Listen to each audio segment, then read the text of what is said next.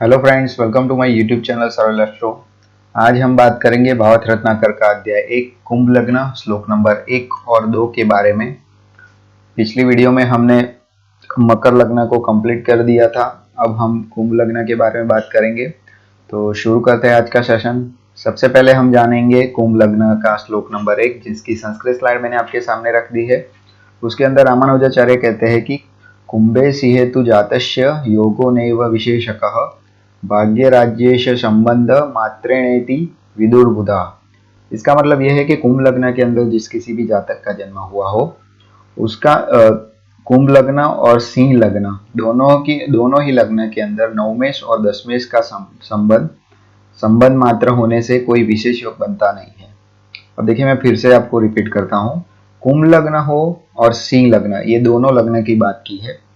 कुंभ लग्न और सिंह लग्न के अंदर नवमेश और दशमेश का संबंध होता हो तो ऐसा संबंध होने मात्र से ही वो विशेष योग बनता नहीं है। तो देखिए, ऐसा क्यों कहा? तो फर्स्ट ऑफ ऑल हम कुंडली जानेंगे। देखिए, मैंने एक कुंभ लग्न की कुंडली रखी है, उसके अंदर नवमेश और दशमेश का संबंध दिखाया गया है। अब नॉर्मली आप देखेंगे तो आपका जो पाराशरी होरा शास्त्र है, उसके अंदर हमने महर्षि पाराशर ने भी ये कहा है कि केंद्र त्रिकोण का जो भी संबंध होता है वो राजयोग ही करता है, ऐसा कहते हैं। आपने लघु पाराशरी में भी मैंने बताया था आपको कि भाई केंद्र त्रिकोण का जो संबंध है वो राजयोग कारक बनता है। लेकिन अगर केंद्र त्रिकोण का संबंध स्वामी का युति, दृष्टि और परिवर्तन से संबंध होता है तो वो राजयोग कारक बनता है। लेकिन इस श्लोक के अंदर ऐसा क्यों कहा गया कि सिंह लग्न के अंदर और कुंभ लग्न के अंदर अगर ऐसा कोई योग बनता है, मीन्स के युति, दृष्टि और परिवर्तन का योग होता है, तो वो विशेष योग कारक होता नहीं है। क्योंकि देखिए, सिंह लग्न के अंदर मंगल जो है वो चौथे और नौवें स्थान का स्वामी है और वो योग कारक होता है। लेकिन शुक्र जो है वो 10वें स्थान का स्वामी है और साथ ही साथ वो तृतीय भी होता है। इसी वजह से नवमेश और दशमेश का स्वामी होने की वजह से तो वो अच्छा ही है, लेकिन वो तृतीय का भी स्वामी बनता है, इसी वजह से वो दुस्थान है। तो वो तृतीय का साथ योग कारक बनता है, वो अच्छी बात नहीं है। कुंभ लग्न के अंदर हम देखा जाए तो शुक्र जो है वो चतुर्थेश और नवमेश होने की वजह से वो योग कारक बनता है। आप इधर देखेंगे कि शुक्र जो है वो आपका ये चौथा और नौवा, ये दोनों स्थान का मालिक होने की वजह से वो योग कारक माना जाता है। लेकिन मंगल जो है वो हमारा वो तीसरे स्थान का मालिक है और दशमेश यानी 10वें स्थान का मालिक है। इसी वजह से वो तृतीय स्थान का मालिक होने की वजह से वो योग कारक होता नहीं है। क्योंकि देखिए, तृतीय स्थान का ये जॉइंट कॉम्बिनेशन हो गया, इसी वजह से इधर रामानुजाचार्य ने ये कहा है।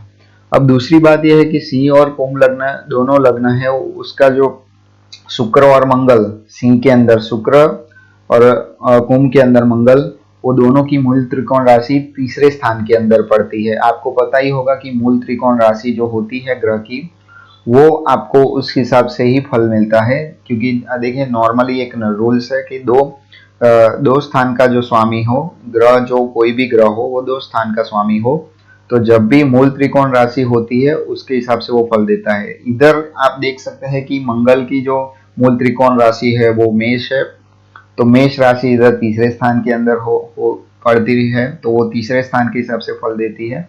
ये भी एक कारण हो सकता है कि भाई तीसरे स्थान की वजह से वो अच्छा कोई योग करता नहीं है।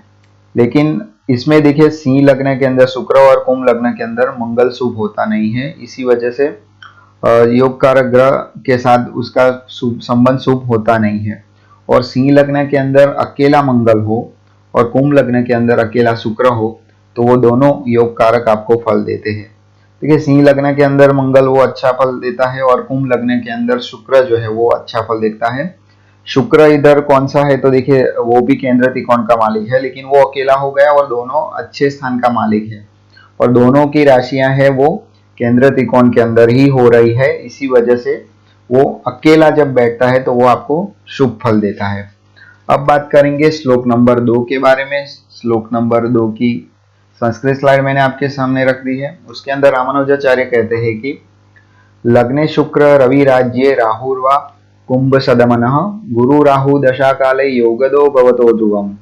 इसका मतलब यह है कि कुंभ लग्न के अंदर जो भी जातक का जन्म होता है उसके लग्न के अंदर शुक्र हो, सूर्य दशम स्थान के अंदर हो और राहु कुंभ राशि के अंदर यानी लग्न के ही अंदर हो, तो राहु और गुरु की दशा योग कारक होती है।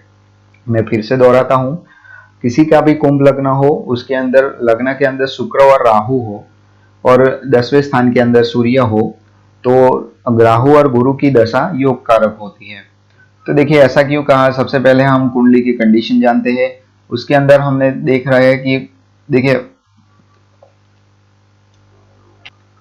यहाँ कुंभ लग्न की कुंडली है और लग्न के अंदर शुक्र और राहु विराजमान है और 10वें स्थान के अंदर सूर्य विराजमान है, जैसे कि ये श्लोक में बताया है। कुंभ लग्न के अंदर शुक्र चौथे स्थान और 9वें स्थान का स्वामी होता है, जो मैंने पहले वाले श्लोक के अंदर भी आपको बताया। वो शुभ फल देता है, योग कारक फल देता है। राहु लग्न के अंदर शुक्र के साथ होने की वजह से वो शुक्र जैसा फल देता है। देखिए नॉर्मली एक रूल्स है पाराशरी का कि राहु जिस भाव में हो उस भाव के स्वामी के जिसके साथ बैठा हुआ हो या तो फिर जिस भाव के अंदर बैठा हुआ उस स्वामी के जो ग्रह है उसके हिसाब से वो फल देता है। उस हिसाब से लग्न के अंदर राहु लग्न शनि के साथ तथा योग कारक ग्रह शुक्र के साथ बैठने की वजह से वो दशा अंतर्दशा के अंदर वो आपको शुभ फल देता है। लग्न शनि के साथ शनि का फल देता है और शुक्र योग कारक ग्रह जो हमारा शुक्र है उसका फल देता है। सूर्य इधर 10वें स्थान के अंदर है, शुक्र राहु के साथ केंद्र योग करता है। शुक्र राहु सूर्य एक दूसरे के कारक होने की वजह से समान फल देते हैं। सूर्य राज सत्ता का कारक है। आप देख सकते हैं सूर्य का आपका काल पुरुष की कुंडली है, उसके अंदर आप देख सकते हैं कि सूर्य जो है वो राज सत्ता का कारक हो और राज्य स्थान के से भी 10वें स्थान का मालिक होता है। आप इधर देख सकते हैं कि सूर्य इधर बैठा है और यहाँ से आप 10वां स्थान देखेंगे तो कौन सा आएगा, इधर 7वां स्थान हो गया, 8, 9 और 10। 10वें स्थान का मालिक कौन सा हुआ, सूर्य हुआ। तो 10वें से 10वां बैठा हुआ है, इसी वजह से वो भी अच्छा एक बात है। इसी वजह से वो राहु खुद की दशा अंदर दशा के अंदर वो योग कारक फल देता है। लेकिन इधर गुरु की कोई स्थिति दिखाई नहीं है। कुंभ लग्न के अंदर गुरु लाभेश और धनेश है, दो धनदायक स्वामी है, उसका कारक होता है। अब देखिए लाभेश और धनेश दोनों लाभ स्थान और धन स्थान का मालिक है। दूसरे स्थान के अंदर मीन राशि है और 11वें स्थान जो हमारा लाभ स्थान है उसके अंदर हमारी जो धन राशि है। तो दोनों राशि का फल देता है योग कारक ग्रह शुक्र और राहु भी धनेश और लाभेश होते हैं। आप देख सकते हैं कि योग कारक ग्रह जो है हमारे वो शुक्र है, वो भी लाभेश और धनेश हो सकते हैं। सूर्य से आप देख सकते हैं कि भाई धनेश और पंचमेश होते हैं। आप सूर्य से भी देखेंगे तो धनेश और पंचमेश होते हैं। अब आपको ये पता चला कि योग कारक ग्रह जो शुक्र है और राहु है, शुक्र जो है वो राहु से धनेश और लाभेश होता है। आप देख सकते हैं कि इधर शुक्र जो है हमारा शुक्र और राहु इधर बैठे हुए हैं। वहां से हम काउंट करेंगे तो भी आप देख सकते हैं कि दूसरे स्थान का मालिक कौन है, तो आप पता गुरु है। और 11वें स्थान का मालिक कौन सा है, तो वो भी गुरु है। सूर्य से आप देखेंगे तो सूर्य से वो दूसरे स्थान का मालिक कौन है, तो वो भी धनेश है। और पंचमेश है, सूर्य से धनेश और पंचमेश, पांचवें दूसरे स्थान, इधर ये दूसरा स्थान धन स्थान है और पंचमेश यानी ये 5वां स्थान है। इन दोनों का मालिक भी गुरु है। तो देखिए ऐसे आप देख सकते हैं। तो इस कंडीशन के हिसाब से भी आप दोनों धनदायक ग्रह है और इसी वजह से गुरु की दशा में भी ये योग कारक बनते हैं। तो आज हमने 2 श्लोकों के बारे में बात की। सबसे पहले हमने जाना कि कुंभ लग्न के अंदर और सिंह लग्न के अंदर 9मेश और 10मेश का संबंध होता है, तो वो संबंध होने मात्र से ही वो विशेष योग करता नहीं है। और सेकंड नंबर के श्लोक के अंदर हमने देखा कि कुंभ लग्न के अंदर जो भी जातक का जन्म होता है उसके अंदर उसके लग्न के अंदर शुक्र राहु हो और 10वें स्थान के अंदर सूर्य हो, तो राहु और गुरु की दशा योग कारक होती है। तो देखिए आज के लिए बस इतना ही था। उम्मीद है आपको ये वीडियो अच्छा लगा होगा। अगर ये वीडियो अच्छा लगा है तो लाइक शेयर एंड सब्सक्राइब जरूर कीजिए। तब तक के लिए मुझे इजाजत दीजिए। Thank you.